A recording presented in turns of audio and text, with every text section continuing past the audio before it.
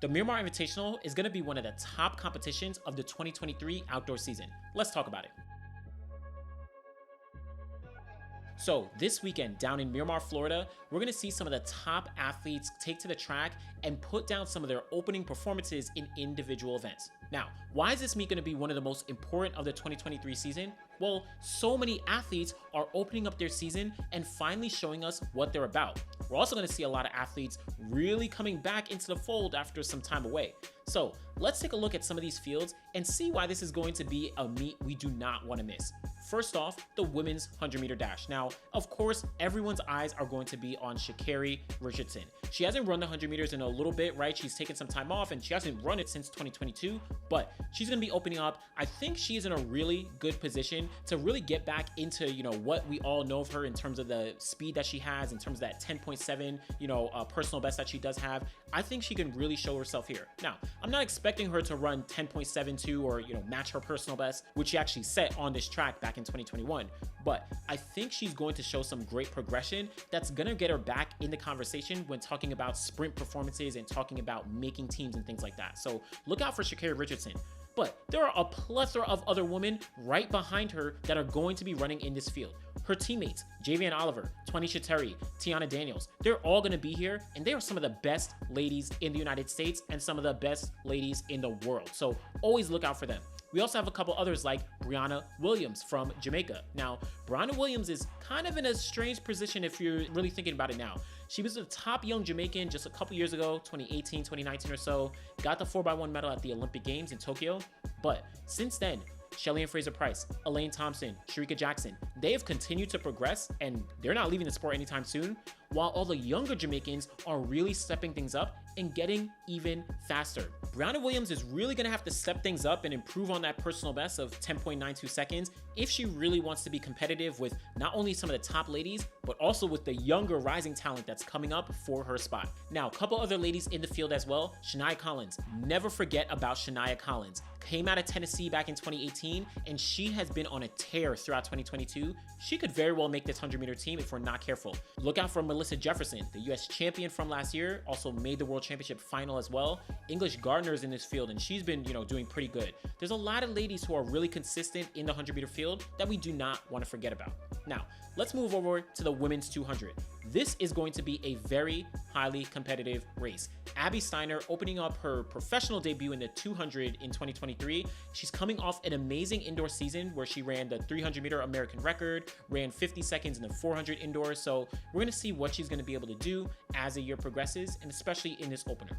But she's going to have some competition. I'm specifically looking at Tamari Davis. Tamari Davis, of course, has really pushed the boundaries of what she's capable of in the 100 meters last year, ran a personal best of 10.88 seconds, but let's think back to when she was in high school, before she went pro and before she really stepped things up last year. She was a 200-meter runner. So in this race, she is definitely going to be one to potentially challenge, Abby Steiner. I don't know, Abby Steiner, of course, is one of the top, but Tamari Davis is one of the best in the United States and really in the world. A couple other ladies as well. Kyra Jefferson. Kyra Jefferson was the NCAA record holder in the 200 meters as of last year. Of course, Favor O'Feely and Abby Steiner eventually broke her record, but we should never sleep on Kyra Jefferson, especially in this 200.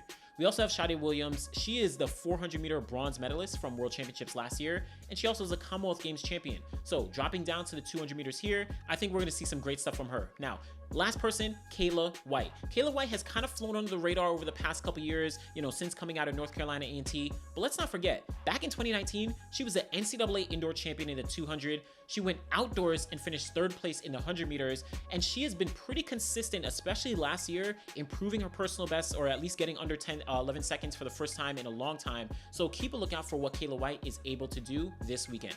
Now, let's move over to the 400-meter dash. This is going to be a very high-quality race.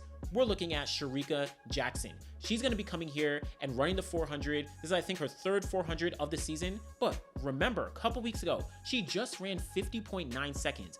Very comfortable, very relaxed race. So I think here we could see 50 low, we could see 49. I don't know. Look out for what Sha'Carri Jackson does here. We know, of course, she's the defending champion in the 200 at the World Championships. She's probably going for the 100-200 double once again. She could get the double. We'll talk about that another time, but definitely look out for what she does here. I think she said that she wants to really, dive back into the 400 at some point. So this is all a test of that. And that 50-second run she had, very, very confident, really shows that she's in good form. Also in the race, Shamir Little. Now, Shamir Little is one of the top 400-meter hurdlers of all time. Number 5 all time in the 400-meter hurdles, but she's also one of the best 400-meter runners, specifically in the United States. She's run 49.9 seconds as of, I think, just 2 years ago. So she has some very strong chops. She very well could give Sha'Carri Jackson a run for her money in this race. So look out for Shamir Little. Look out for Stephanie Ann McPherson, Geneve Russell, Cherokee Young, Kaylin Whitney. This 400-meter field is very stacked, but of course, everyone's going to be looking to see what Sha'Carri Jackson is able to do. I'm predicting something fast. We'll see what she does. Now, what about the men's 100-meter dash? Well, let's first look at the Jamaican athletes, Oblique Seville and Akeem Blake. They are coming off some very strong 2022 seasons. Seville managed to get to 4th place at the World Championships. And of course, Akeem Blake, really a rising star, managed to break 10 seconds for the first time, really come into their fold, right? These are some of the top young athletes who are really bringing Jamaica and putting it back on the map after Bolt had retired in 2017. And they kind of went through a little bit of a drought, but look out for Seville and Blake and see what they're going to be able to do this weekend. But I'm looking at Aaron Brown. Aaron Brown has been a mainstay at the World Championships and the Olympics over the past, almost seems like a decade at this point, but he is not stopping. He is going to be one of the top athletes for a couple years to continue on, and I think this is going to be a good showcase of how he's going to start off his 2023 season. Also, I'm looking at Kyrie King. Now, Kyrie King, he's kind of gone overshadowed a little bit over the past couple years. He did make the 2019 World Championship team in the 200, but he had an amazing 2022 season that I think is going to carry over into 2023. He is on the cusp of making another World Championship team. This might be the year, and this weekend is going to be the start of that. Also, I'm looking out for Ronnie Baker. Now, Ronnie Baker, he's been out for a little bit, dealing with some injuries and some up and downs over the past couple years, right, since the Olympics, but I think Ronnie Baker is a gamer, and when he's ready, he really turns it on. So keep a lookout for Ronnie Baker. Definitely keep a lookout for all these guys. There's a lot more guys in the field, right? Mike Rogers, he's a veteran here.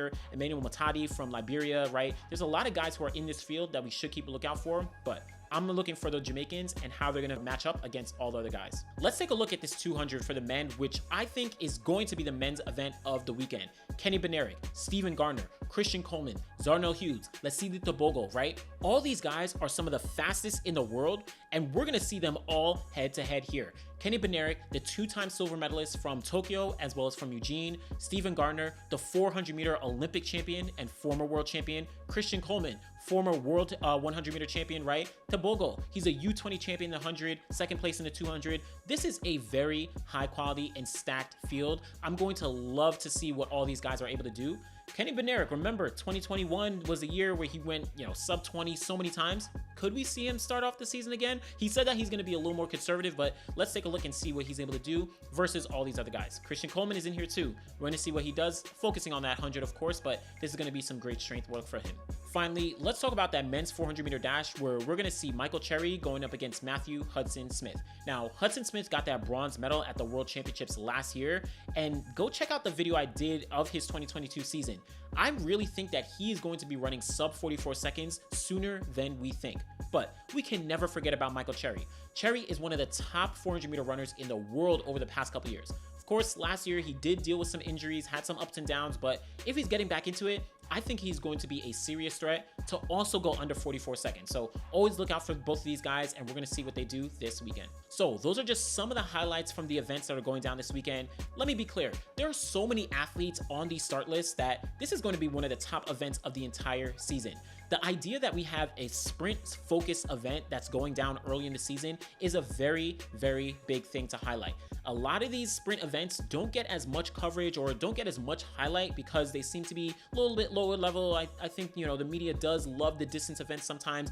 Don't get me wrong, I love the distance events, but seeing some of these athletes and seeing some of these meets really being showcased early in the season is going to be great for what we're going to see through 2023. So let me know what you think are going to be some good performances. Will Sha'Carri Jackson break 50 seconds? Will Abby Steiner break 22? Will Sha'Carri Richardson run, I don't know, sub 10.8 seconds, right? Let me know in the comments below. Be sure to like the video, subscribe to the channel. We'll be back again next time. Thanks for watching.